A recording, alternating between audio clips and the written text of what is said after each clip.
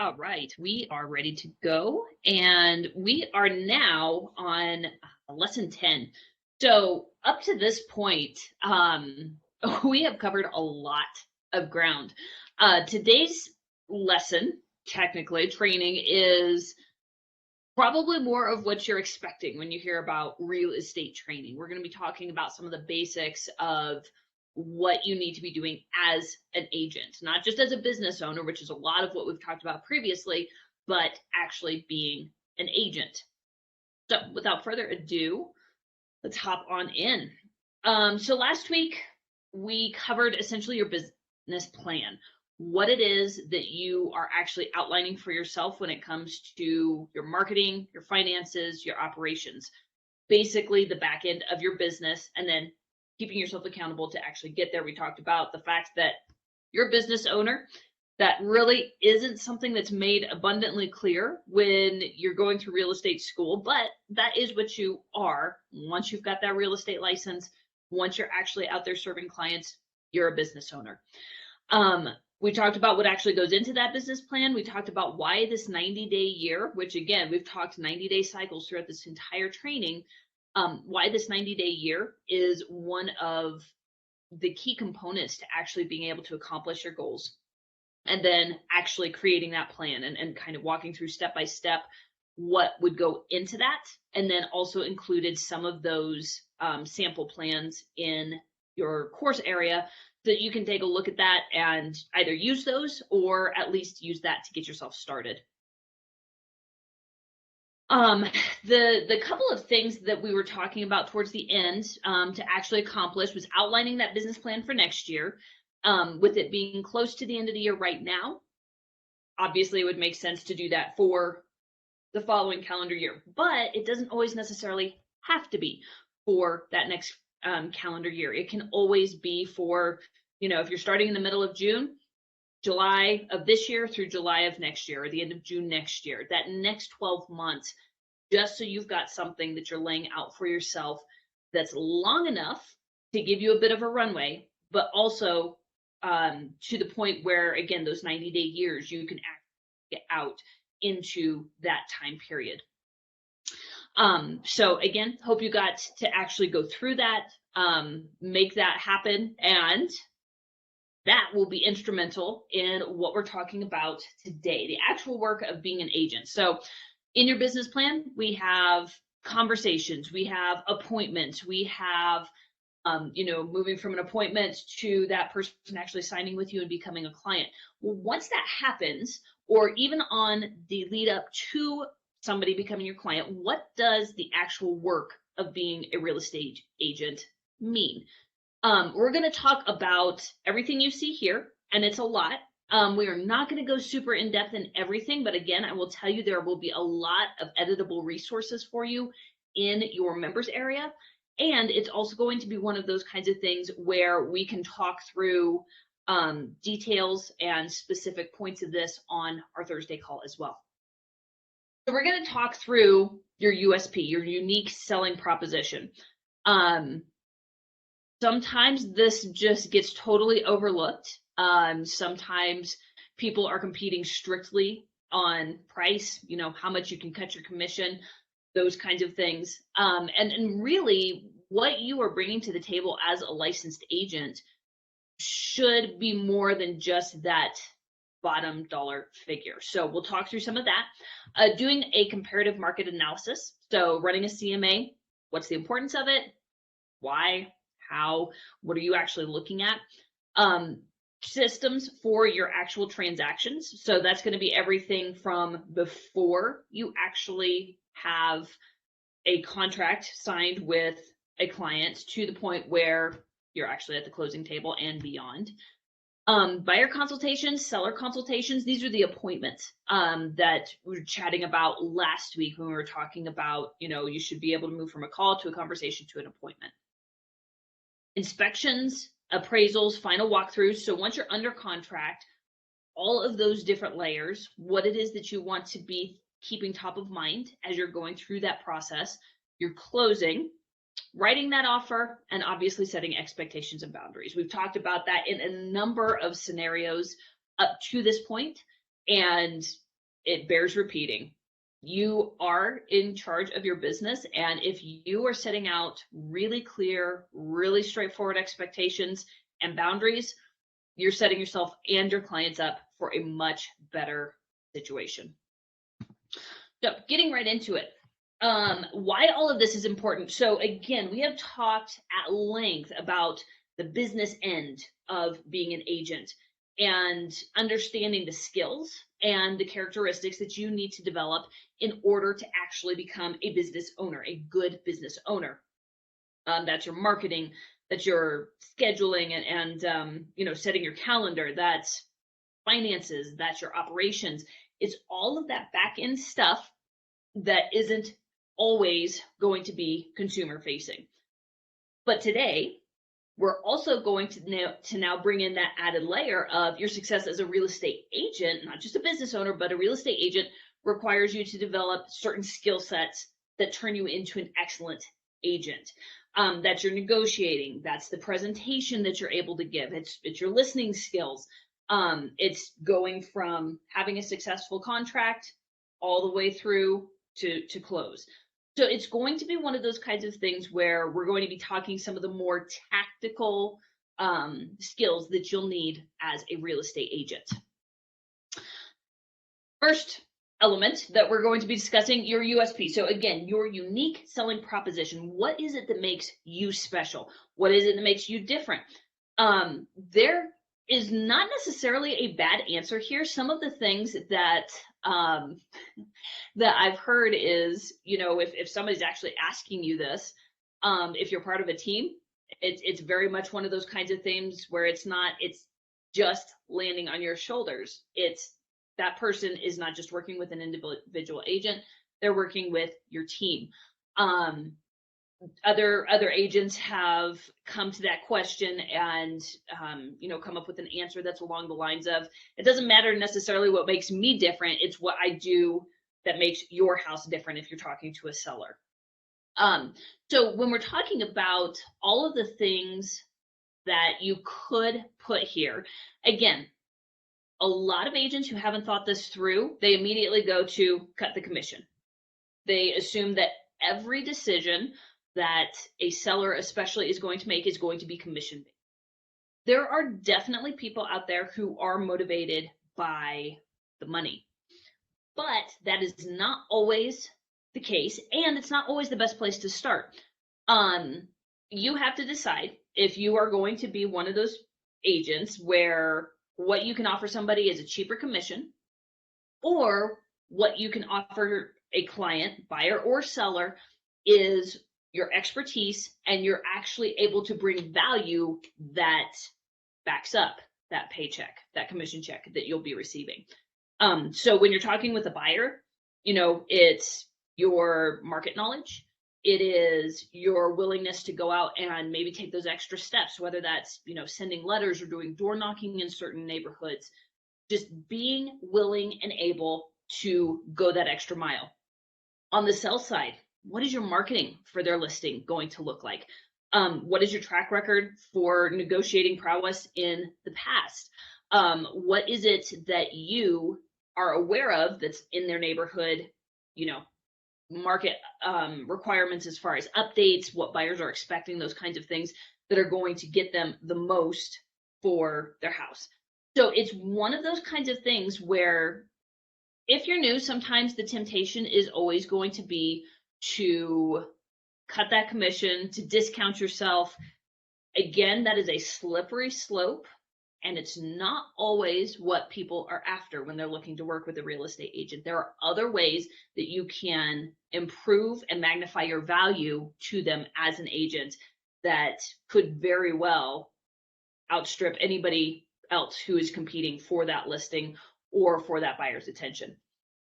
Becoming the expert. So again, going to that idea of how well do you actually know the market? If you're sitting down at a listing presentation, do you know all of the houses within the neighborhood that have sold in the last 6 to 12 months? Can you speak knowledgeably about those kinds of things? That in and of itself is definitely going to help you achieve that status of actually knowing what's going on and being aware of trends, being aware of prices, and therefore being able to best represent a home. Past experience, don't take that one for granted. Just because you may not have been in the real estate industry for decades does not mean that your past experience doesn't come into play. Were you a sales manager? Were you someone who was either in finance or law? Any of those backgrounds, and honestly, any background, but those are the ones that just come to mind at the moment. Any of that past experience where you have worked with people, where you have had to troubleshoot, all of that definitely is your experience and should be brought to bear when it comes to those situations with your clients and with contracts. So it's definitely one of those kinds of things where don't discount that past experience. Don't spin it. Don't necessarily, beef up that resume just to give yourself a sense of knowing what you're doing, but do recognize that what you've done in the past has improved and impacted your skill set, and from there, hopefully grown your skill set, and you can now put that in service of your clients. And then living into your USP. So it's also one of those kinds of things where you don't want to be in the situation where this is the value you provide, and your value stays here year after year after year after year. What you want is not just where you are right now, but what is it that you want to grow into? What is it that, as gain experience as a real estate agent, as you experience all kinds of situations, as you encounter the unexpected, what are the things that you actually want to be working towards so that you can improve your unique selling proposition? It's going to be one of those kinds of things where it should not remain static for you. Obviously, just years in the business is going to change that, but be on the lookout for those areas where you can improve, where you are getting questions from buyers or sellers, and you know that if you had better answers, or if you put yourself through a little bit more education to be able to deal with those situations better, not only would it reflect well for you, but it's also going to be a value add for your clients as well. So all of that, your unique selling proposition, this is kind of a big picture sort of thing. But again, I want to just put it forward to you that what you're doing does not always come down to being able to win a contract because you cut your commissions. There are other ways, and I would say in a lot of instances, more important ways for you to bring value to your clients. So that's your USP. Next section of, again, just, super technical when it comes to the work of being a real estate agent. CMAs. Essentially, a CMA, competitive market analysis, is one of the easiest ways to connect with homeowners. Especially in the past couple of years now, home values have changed dramatically. And so it is a really easy door to walk through when you are able to connect with a seller or a homeowner, I guess I should say, and just ask them if they want an updated home value. It's something that they would probably want if they're considering selling, that they would definitely need. And again, it's just that open door that you can now walk through when it comes to starting that conversation about, is it a good time for them to sell? Is it a good time for them to just start thinking about selling, knowing that, in a few years they're going to be empty nesters, or, just got married and they've got a home, but at some point they're probably going to need to grow that home. So just understanding some of those dynamics, that CMA very much can be that open door for you. A couple big things.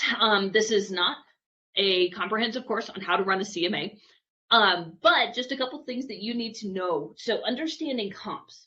When we're talking about comps, we are looking for sales in that neighborhood that are very, very similar when it comes to square footage, beds and baths, those kinds of things.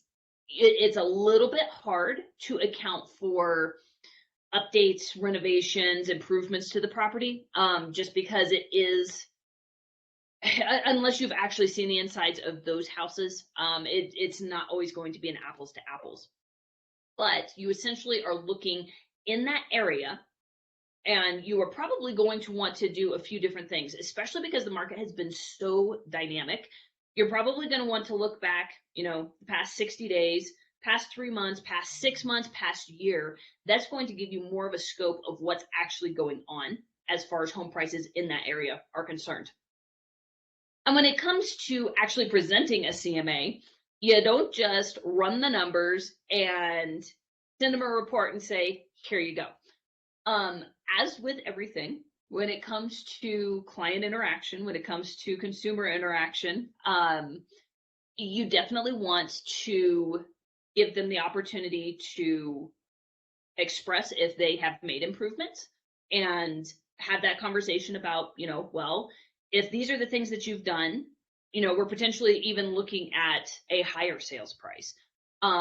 Or, based on condition of your property as you're explaining it to me, and this other house that sold 3 doors down that's pretty much identical, they had done a whole lot of improving. They had a pool in the backyard or what have you. They finished out their basement, whatever it is.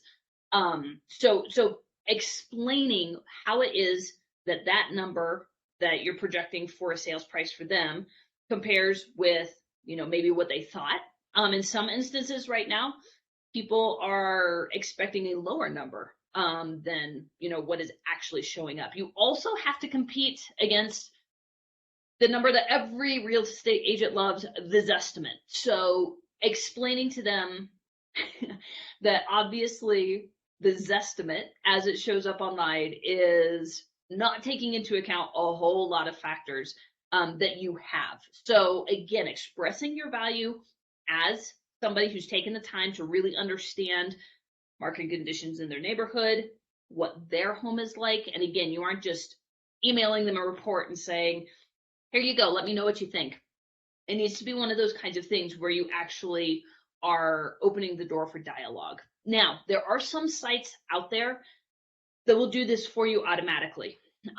Real Geeks is one of them. There are, I want to say it's Lead Pages, that's an actual funnel builder. Real Estate Leads, I think, is in there. There are several different sites that actually will run CMAs for you automatically.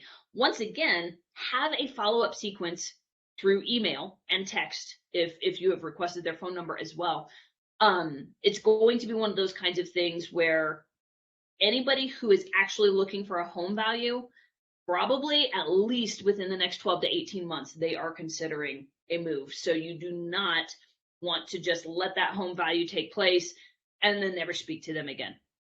That is a wide open door for you to actually start a conversation, start adding value to them as a trusted real estate advisor, essentially. Some CMAs can be run through your CRM. So you'd have to double check with what your CRM actually is set up to handle, but that is something that a lot of CRMs are integrated to do. So check that out as well. Transaction systems. Okay, so when it comes to the process of actually managing a transaction, actually managing clients, as with everything else, we've talked about systems for your marketing, we've talked about systems for your finances, and now we are going to be talking about systems for actually going through and running your transactions so that you don't forget things, so that important dates and deadlines don't fall through the cracks, so that you actually are able to be that professional from beginning to end, not having to put out fires or wait till the very last minute or scrambling to try and get things together. We want this to be as smooth as possible for you and for the client experience. So when it comes to those systems, you want to have a system for pre-signing. So when I say pre-signing, I'm talking about the buyer or seller agreement with you as an agent. So we're not talking the contract between buyers and sellers. We're talking the agreement between the client and you. And so when it comes to that, What does that need to look like? Well, obviously we need to get signatures. You need to follow up on signatures. Are you going to send a thank you note? Are you going to connect them with other parties? So, if that's a buyer, do they already have a mortgage broker that they're working with, or do you have a lender that you've told them that you would send their way? If it's a seller, is it one of those kinds of things where you've actually got um, you know, plumbers and electricians and handymen that you've told them that would connect them with to help take care of any updates or, just small things that need to happen around the house? So it's definitely going to be one of those things where you don't want to just fly by the seat of your pants. Ideally, you're going to be busy. Ideally, you're going to be going on multiple appointments every week. And when it comes to actually being able to assure that, again, nothing's falling through the cracks, every client is being treated with an extremely high level of care, that the communication is consistent, all of those kinds of things, it would do everybody a world of good for you to actually have that system in place. So what do you want that to look like? It can be a series of emails. It can be, a combination of checklist items for you, email, text communications, however that needs to look, but go through that and make it as much of a system as possible. Same thing for shopping and / pre-listing. So when it comes to buyers who are shopping, what is going to be the strategy? What have you laid out for them as the way that you are going to approach working with them to find their home? Is it one of those kinds of things where you're going to have a showing assistant who's actually going to be going and actually opening those doors for people and doing that tour? Are you going to be doing all of that yourself? What is going to be your strategy when it comes to searching within the price range and current specifications right now? When is it that you plan to actually, revamp those requirements if, after a couple of weeks you've been looking and either there's nothing on the market or there's nothing on the market within a price range? Kind of doing that level set after a couple of weeks, recognizing what's on the market, what's going to be available, and whether or not that's meeting their expectations. What is going to be your process for having that conversation? Making sure that, again, that if they are not already pre-qualified with a lender, that has been taken place, because again, there is no excuse these days, and your offer probably won't even get looked at if you don't have that pre-qualification already handled by the time you submit an offer. So again, just making sure all those ducks are in a row so that when it comes time, everybody is ready to just sign the dotted line and move forward when that perfect house comes along. For your pre-listing, so on the sell side, what happens when you've got a house that is going to take a couple of weeks to get ready for the market? When are you going to get the sign put in the yard? Are you going to be planning any open houses? Getting all of the information into the MLS so that you're ready to go when it comes time for listing day. All of those things, staging, if that's part of it, photography, all of those steps that are necessary when it comes to actually getting that house from, hey, you've signed a contract with the sellers and now we're going live, whether that's 3 days later, a week later, whatever your time frame is. What are the things in between that first signing and going live on the MLS that you need to get done for that property? So again, both of those sides, buyers and sellers, all of that can be put into an actual process. I should mention again, some of these things are going to be available to you, a basic outline. Obviously, I would say requirements for brokerages are a little bit different for what they expect when it comes to working with buyers and sellers. It's a little bit different for different states, just what is required. So what I'm providing to you in your course area is more of just that general, hey, here are the steps that pretty much every single listing you're going to be wanting to take, regardless of state, regardless of brokerage requirements, add those as needed. But these are going to be that basic outline. Once you're live, whether that's you're shopping with your buyers or your listing is live on the market, what is going to be that process? Again, for those buyers, it can very much just be one of those things where it's like, okay, we're going out. You are sending them emails with updates for properties that come onto the market that meet their criteria. For sellers, it's one of those things where you are going to be staging open houses. Are you going to be giving them updates? You know, again, this whole expectations thing. When are you going to communicate with them after showings, feedback from those showings, all of those kinds of details? Just again, making sure that you are clear on what it is that you're going to be providing them, so that again, you aren't getting a ton of random phone calls. If sellers know that after that first week on the market, you're going to call them on Monday afternoon, you're probably not going to have this same kind of persistent phone calls coming at you with them kind of nervous over what's going on. Added bonus if throughout the weekend you're actually staying in touch with them, especially if you've got interest, obviously wanting to communicate that. But if it's a quieter weekend, a slower weekend, you know, them knowing that, hey, I am going to call you every Monday from now until we go under contract. We'll be talking about how things went over the weekend, and we'll be discussing our plan for the next week, if there need to be adjustments, etc. So again, your standard for how you're going to communicate, when you're going to communicate, what you're going to communicate, all of those things will definitely factor into a much smoother transaction where clients are not having to wonder about what's going on. If you're proactive with letting them know when you will be reaching out to them, it goes a long way. Once you're under contract, both buyer and seller, obviously two sides of the same coin. So it's one of those kinds of things. Again, a lot of this is going to be state specific, but what kind of inspections need to be done? When does the appraisal happen? Who's responsible for a solar transfer? You know, just all of those details and all of the dates and deadlines that are stipulated in your contract. A contract is a legally binding document. Unfortunately, not all agents treat it with the same kind of respect that they should. Just understanding that, you know, if there are dates and deadlines that are stipulated, technically, especially here in Colorado, that's the contract I know, but I would imagine that this is pretty much true anywhere. Once a date or deadline passes without whatever it is that needs to be fulfilled, whether that's, you know, certain documents that need to pass from buyer to seller or vice versa. Obviously appraisals and inspections, those are big ones. You're either in default of that contract, or whatever that date or deadline was that passed, that now no longer applies. So for example, if I've got an inspection objection that's due by, you know, today at 6 p.m.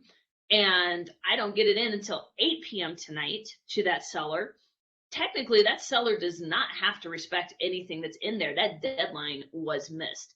So understanding and respecting the fact that it is a legal document, that those dates and deadlines are legally binding, once again, it makes a world of difference for you and your seller / buyer to actually be working within that construct, understanding what those requirements are going to be.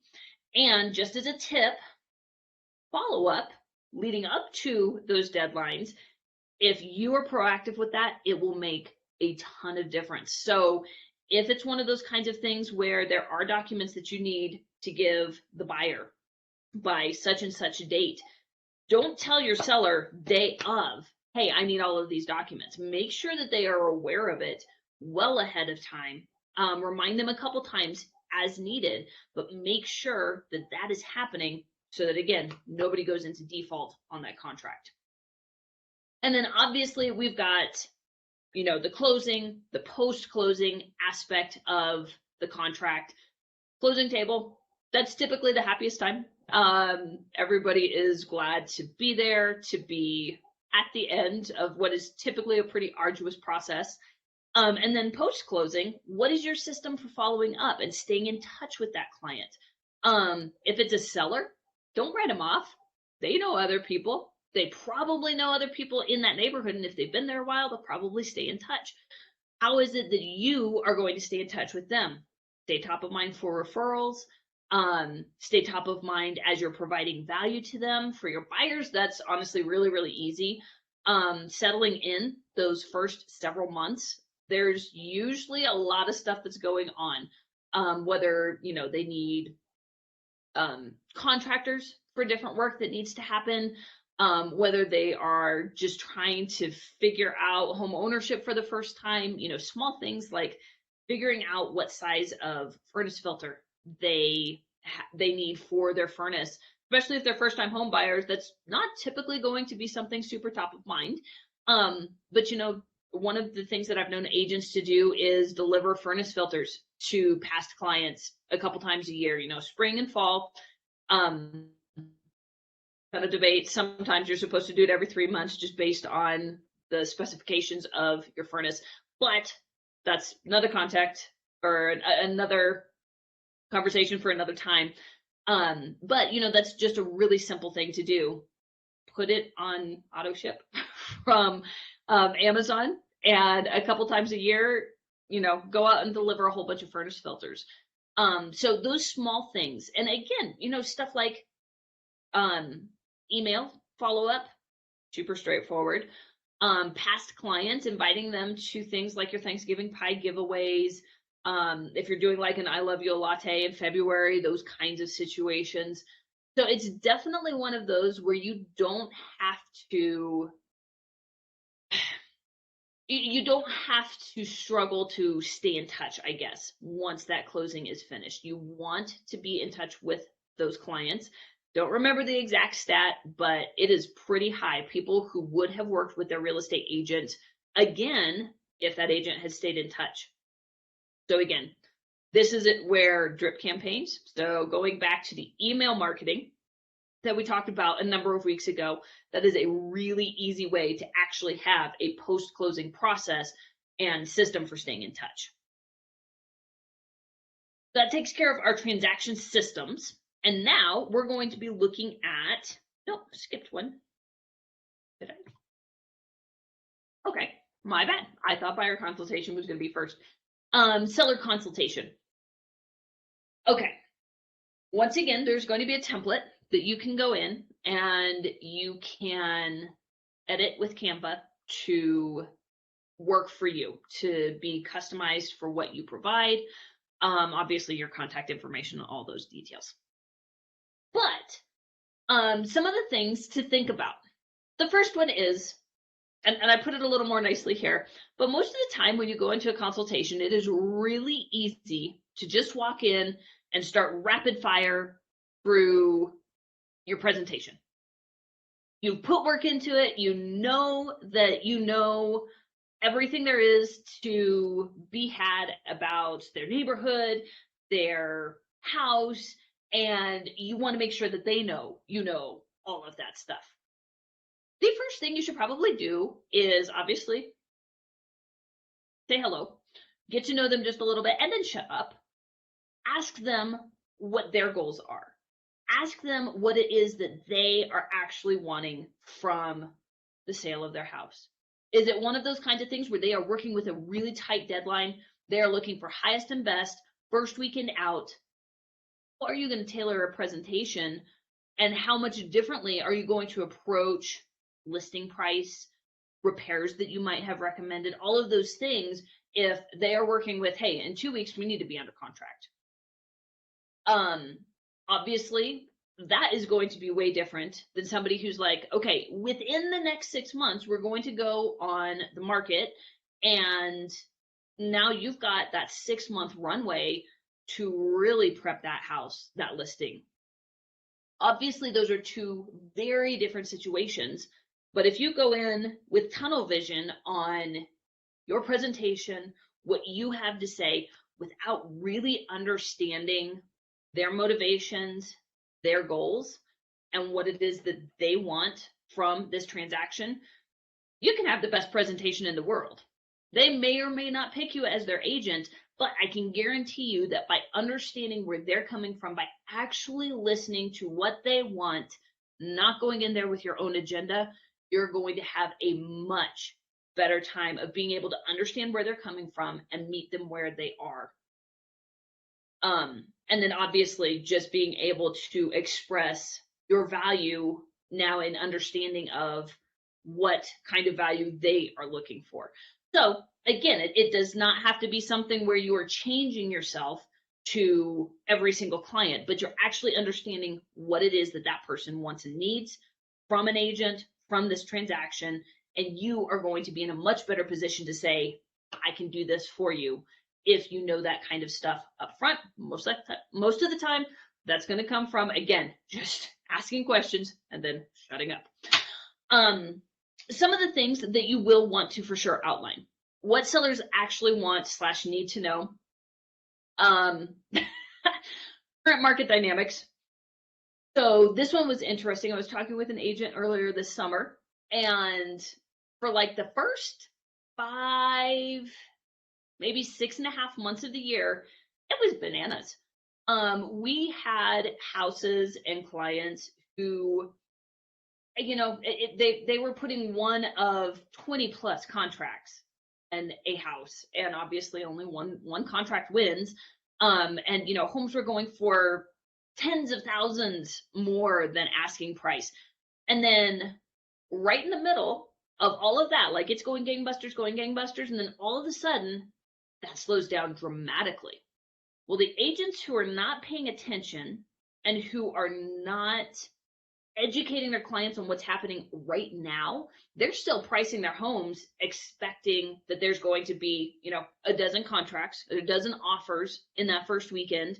And they're telling their sellers to expect, you know, X over listing price, you know, just all of those kinds of things. But market conditions changed pretty rapidly within the span of just a couple of weeks. A lot of that slowed down. So understanding current market dynamics is a huge part of your job, explaining to sellers what's going on and what you can do. Actual comps in the area. So again, this goes back to that idea of a lot of sellers think that their home is the very best and have a number in mind already. Part of your job is explaining what comps in the area actually mean, and having a way of actually educating your seller so that when you guys are talking through that list price, there's actually some backdrop for that. Again, they're not pulling their number from the Zestimate and then, you know, you're coming in and it's $40,000 to $60,000 lower, or sometimes higher. Higher is always the more fun area to be in. But you want to make sure that when you are communicating that those comps have been factored into the conversation, because that is 9 times out of 10, unless you've got, you know, custom homes, huge lots, those kinds of dynamics, sure, that changes everything. But most of the time in a neighborhood, you're going to have some numbers to already start working with as a baseline. Make sure that you are explaining that, again, as you start discussing a potential list price. For the house. So again, this goes back to that concept of understand what it is that your sellers or your potential sellers have as a desired outcome. Understand that if you are going to give recommendations, you know, whether that's for staging or repainting or remodeling and updating certain areas of the home, that needs to line up with their goals. If they need to be under contract in 2 weeks so they can move to another state and hopefully put, you know, an offer on another home, even though theirs is contingent right now, all of that needs to happen so that what you are recommending to them works within that constricted timeline that you might be working with. As part of that, you want to make sure that you are explaining what will get them a return on their investment when it comes to updates, putting money into the house, getting it ready to sell, those kinds of details. So a conversation might be along the lines of, Mr. and Mrs. Seller, I know that you've got a really tight timeline. If we had more time, you know, here are the top 3 things that I would recommend doing. If any of that is interesting to you, and if we've got any wiggle room, I know that we would be able to list for, you know, however much more with those things done. Again, with your tight timeline, I think that we can probably list in this area and we're still going to be just fine. I just want to make sure that you understand what's going to make a difference when it comes to buyers coming in, looking at your home, looking at it through their eyes, and understanding where some of those dollars are going to make a difference.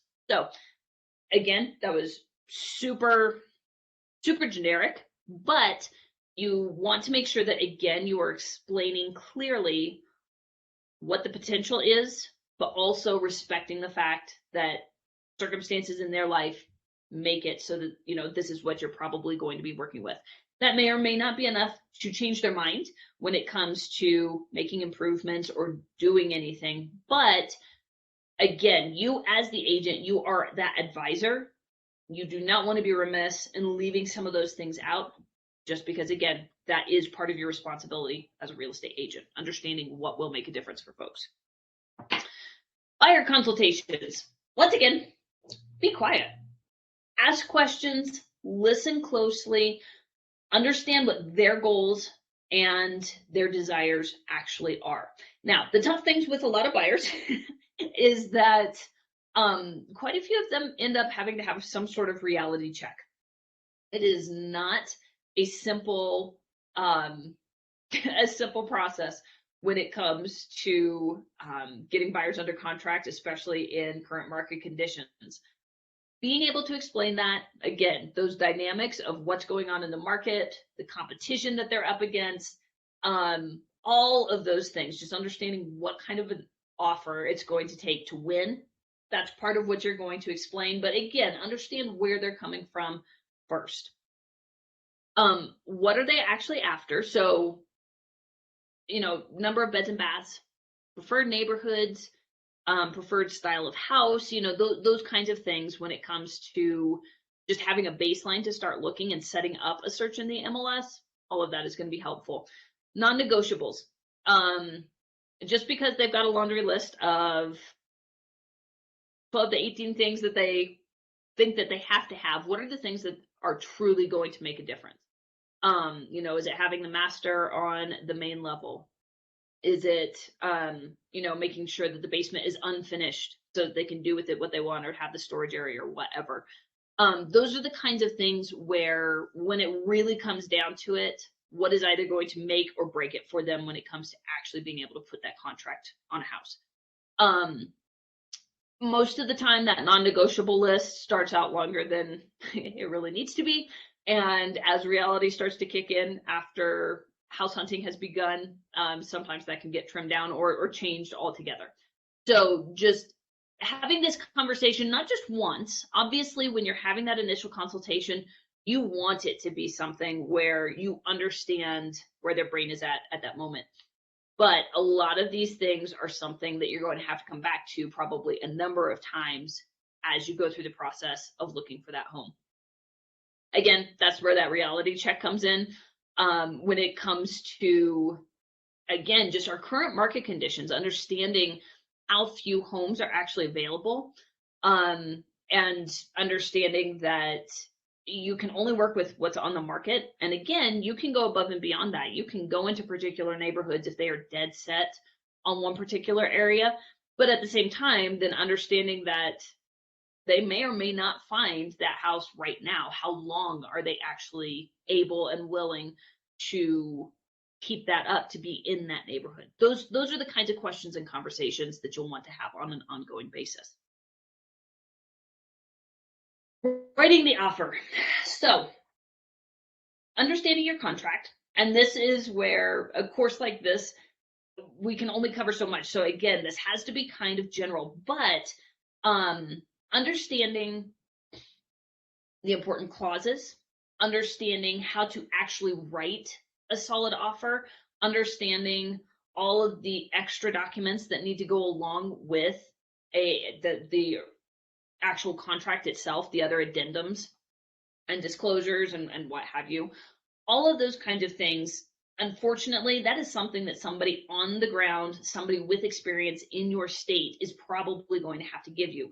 This is where, before the class even started, before we even started that first week, one of my recommendations was find somebody who is experienced, who has an excellent reputation, and ask them if you can either shadow them or if they can kind of serve in that mentor capacity for you.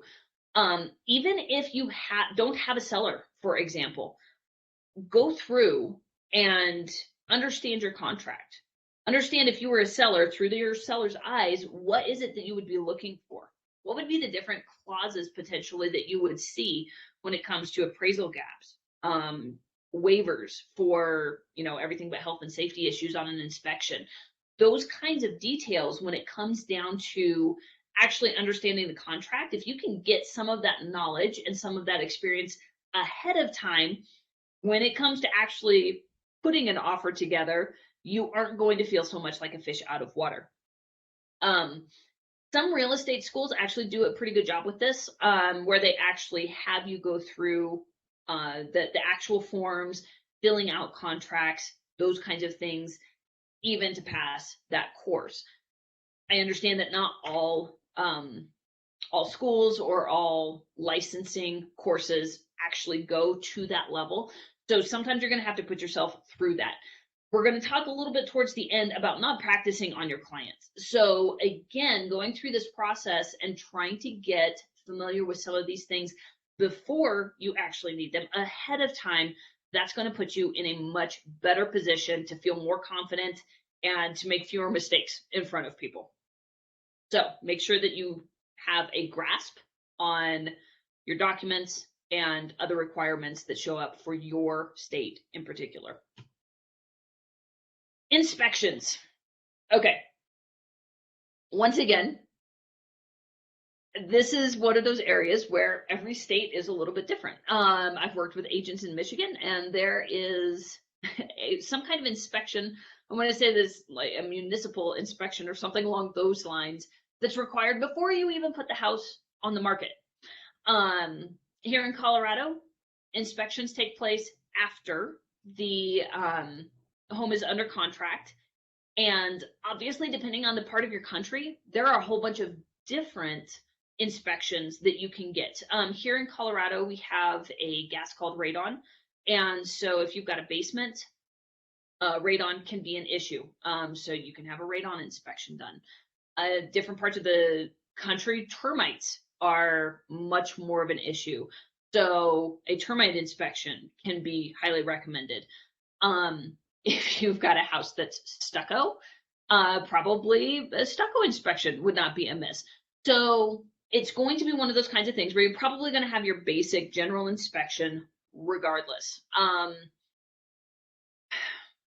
don't want to say that it is malpractice.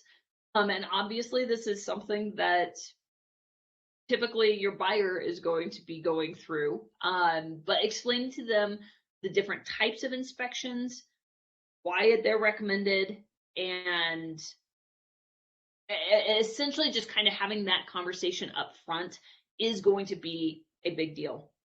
They may or may not decide to follow all of your recommendations when it comes to, the different inspections that they can ask for. And then, again, depending on market conditions, sometimes you are going to write a contract that says, all of the little things when it comes to inspections, not going to be an issue. You're limiting it to health and safety issues that are found. It could be something where you waive it entirely. You still might want to go through with the inspection just to understand what you're getting yourself into.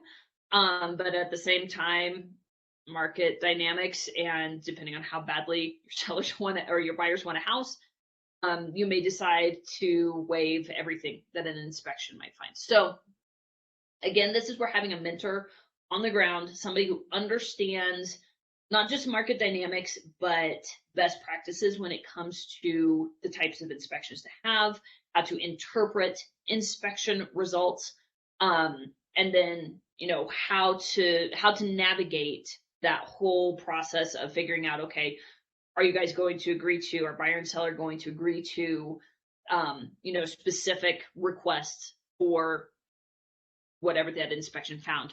Just understanding all of those dynamics, again, that is best found somebody who is familiar with your area and familiar with best practices in the area that you're actually having that contract for. During the inspection itself, obviously give the inspector space. It is probably best practice for you to have 2, 3, 4 inspectors. Yeah, probably minimum of 2 inspectors, just again, because demand has been so crazy at certain times in the market cycle. You will want to actually have a bench of inspectors that you can go to, so that when you need an inspection and you've got a tight deadline, you've now got a few people that you can call and actually get somebody there to the house. Give the inspector space, but do understand you should be there. It should be part of what you expect as a real estate agent, is to be there with your clients, at least towards the end of the inspection process. You'll be there to help point things out. And that could be even just small things like, where's your breaker box? Understanding some of just those ins and outs that especially buyers, and especially first-time buyers, are not necessarily going to be thinking of. You're there to answer questions. You're there to ask the inspector questions that either he has not necessarily given or buyers haven't thought to ask. So you really are, again, the inspection is that process going through the house, and you have the opportunity now to actually give a tremendous amount of value just by showing up and being able to be that experienced person who's gone through this process, who knows the questions to ask, and who knows what you're kind of looking at. Appraisals. So this is on the lending side. Typically, an appraisal is not going to happen until after you've gone through the inspection process, because if an inspection agreement, as far as repairs and all of that doesn't go through, then now we've got an appraisal that was probably paid for, but if the contract falls apart, that was a waste. So best practice is probably going to be, whenever you've got your inspection objection or inspection resolution, as it were, that final day where buyer and seller can actually agree or disagree on what's going to happen post-inspection. You probably are not going to want your appraisal to happen before that point, just so you are not dealing with, again, paying for an appraisal that doesn't end up actually going through a live contract. So the purpose of the appraisal is obviously to get you to the point where basically they're saying, yes, the house is actually worth this price.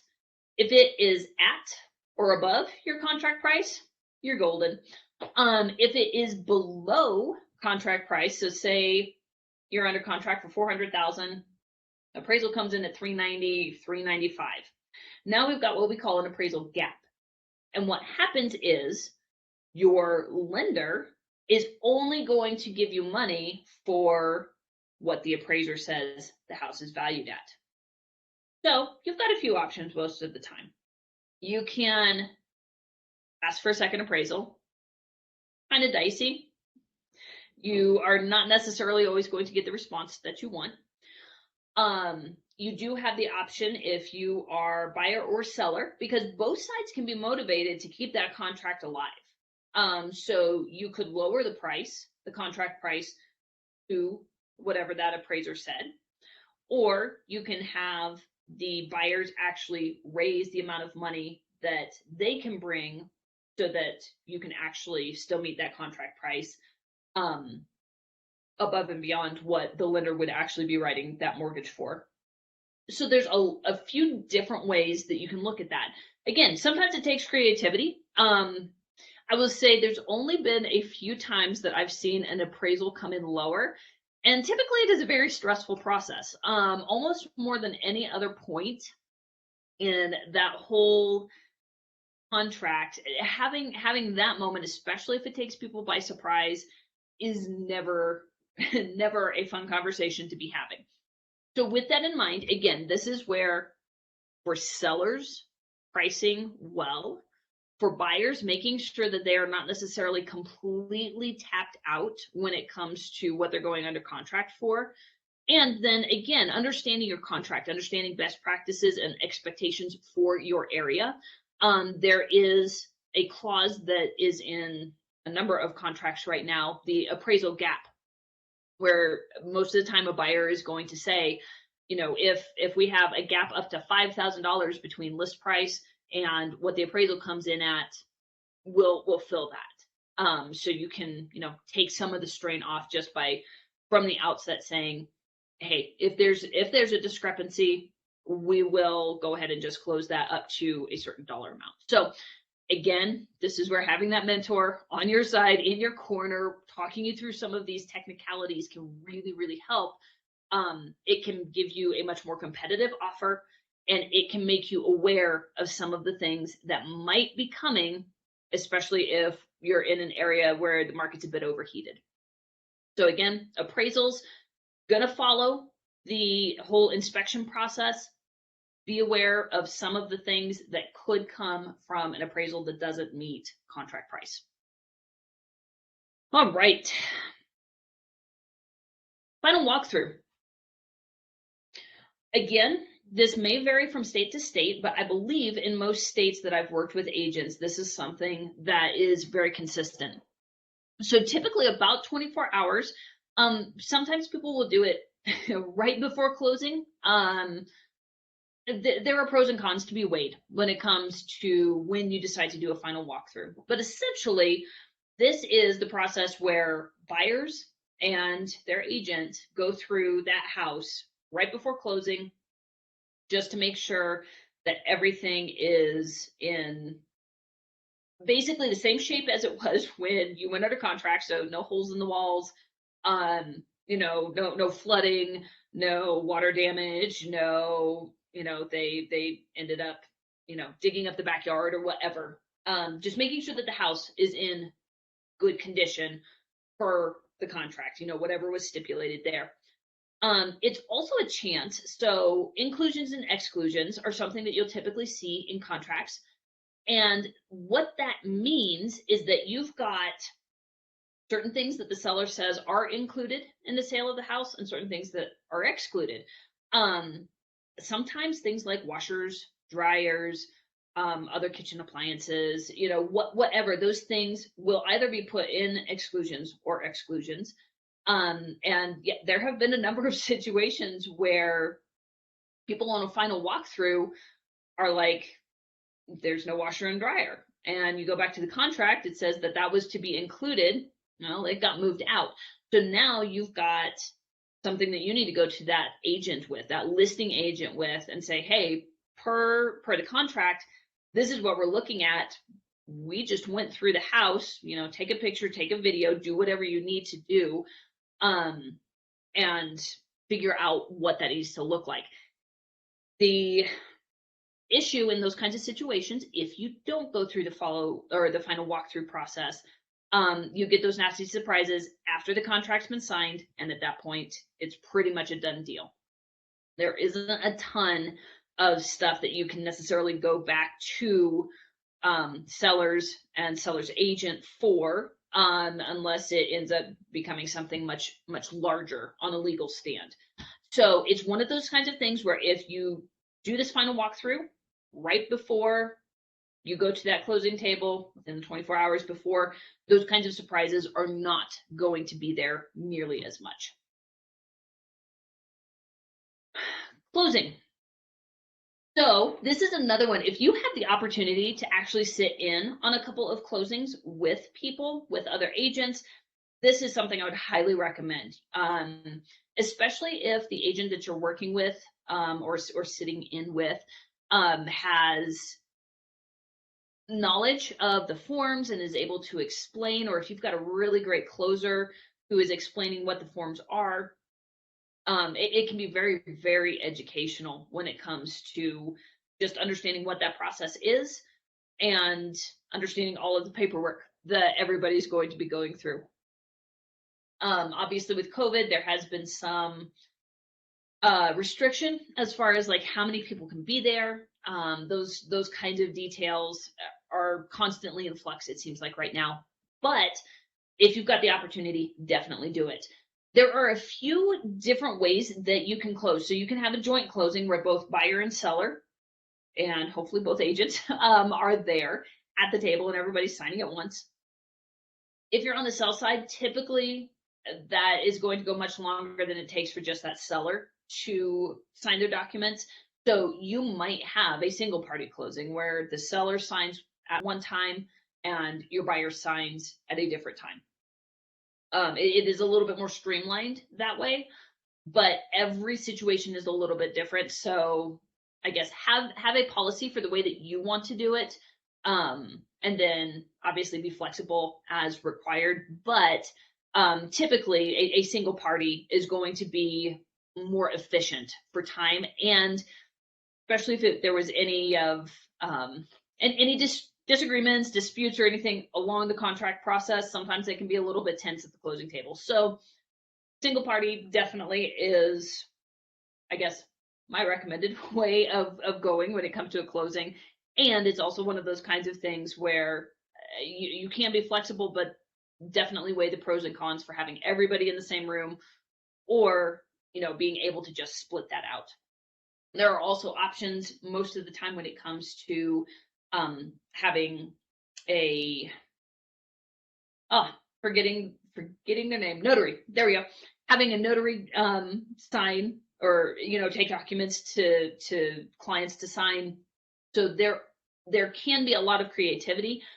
This is another one of those. Find a closer that you really enjoy working with. I know in some states it's actually an attorney that you're working with.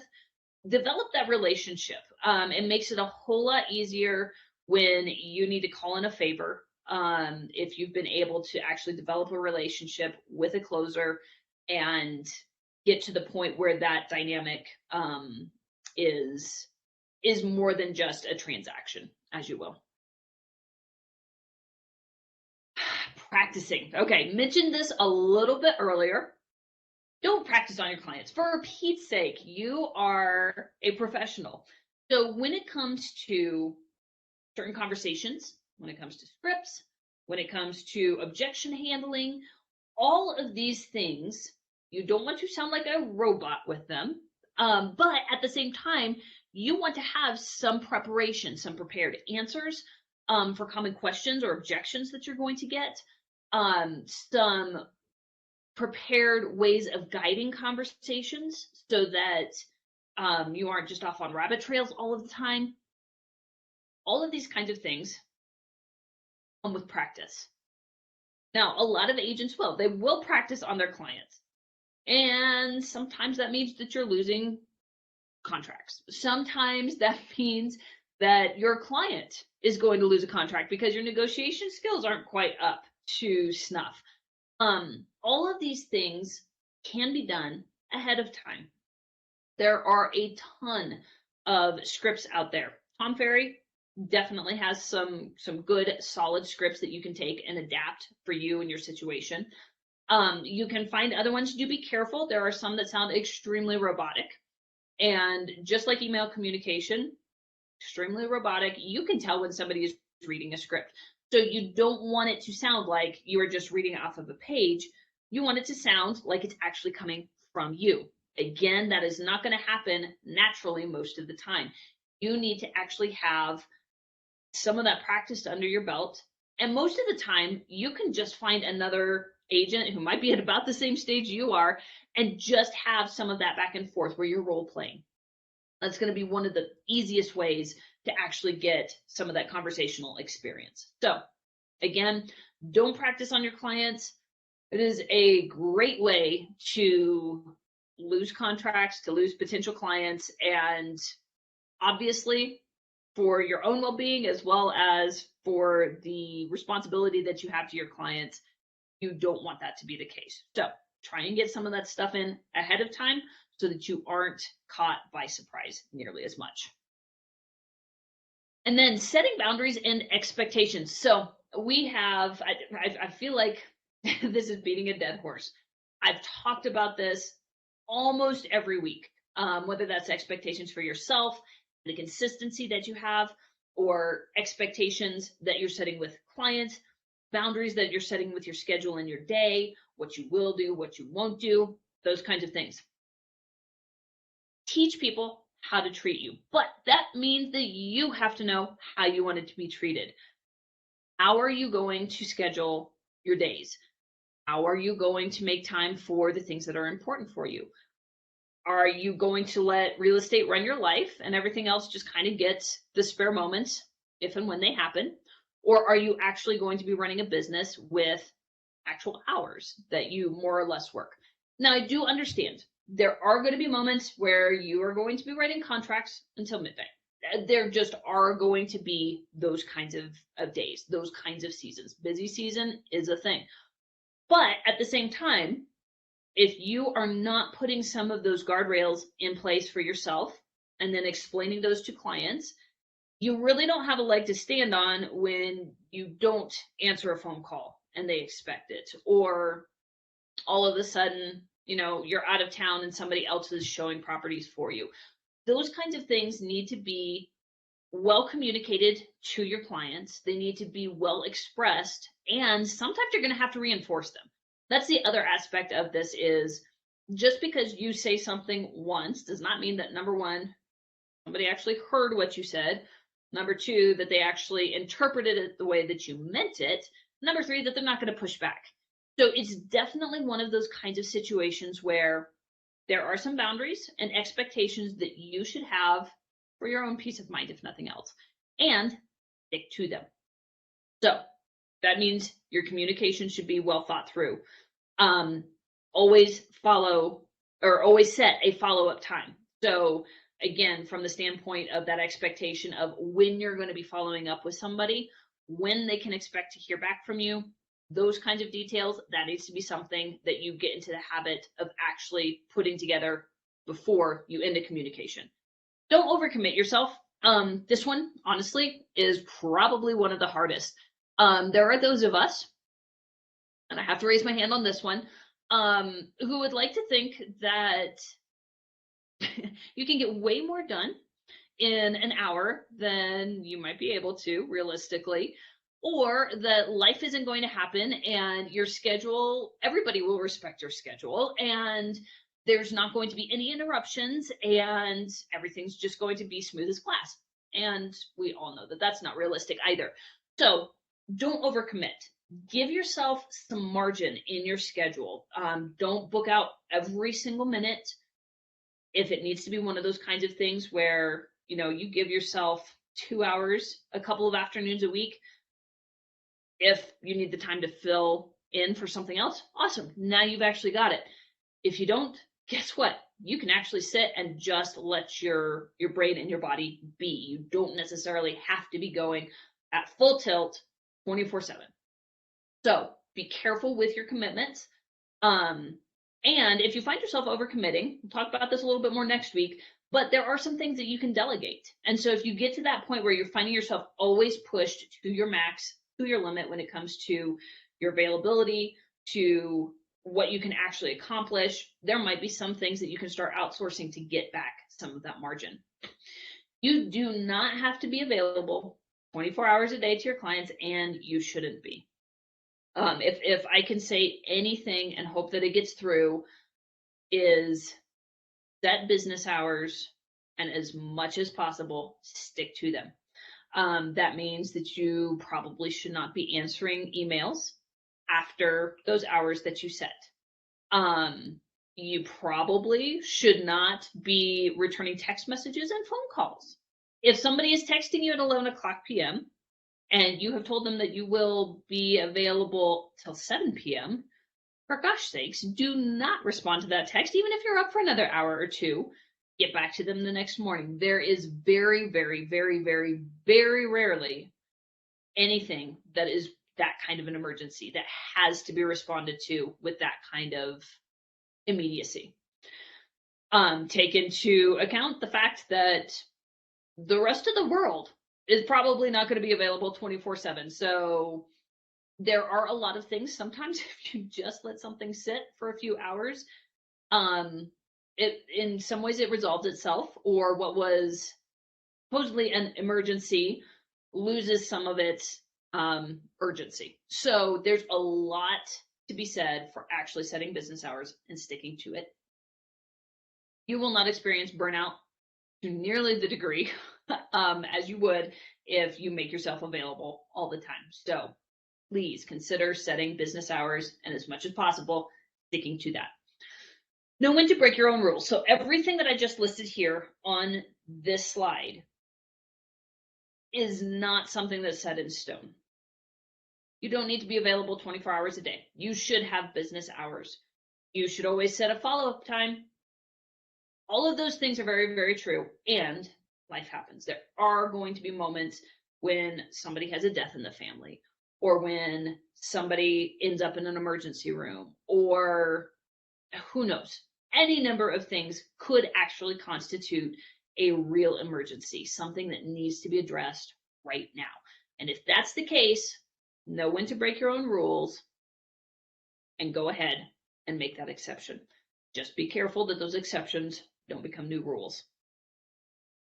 All right.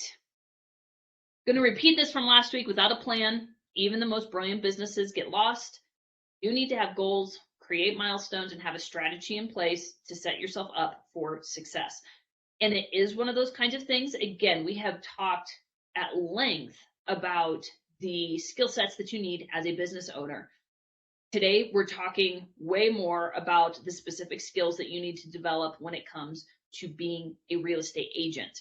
You need to have those strategies. You need to have those systems in place so that, again, you are maximizing on your ability to actually perform as an agent. You're shortening your learning curve by practicing with somebody else, not on your clients. You've got an outline of your buyer and your seller presentations. All of those things, when it comes to the day-to-day of being an agent, these are the foundations. These are kind of the key elements that you should be aware of, that you should be learning to navigate. All right. Find a practice partner. That is going to be number one. And then number two this week, prep a buyer or a seller consultation. For most of you, it's probably going to be buyers. And you may have already gone through this a little bit. So you actually might have a bit of a presentation pulled together. But it might not be really codified. It might not be really organized just yet. So if that is the case, then I would say, start with that buyer consultation.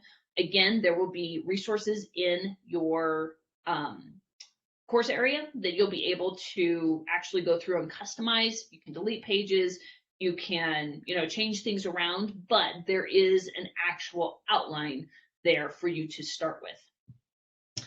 And then finally, we have our next call, the Q&A call, where I would imagine there will be a decent amount of questions just from what we've covered today. That will be Thursday, November 18th, 12 o'clock Pacific Standard. Again, I'll be sending out that link to you before that call. So any questions that you've got between now and then, email me. But besides that, I think that's a wrap for today. Have a good one.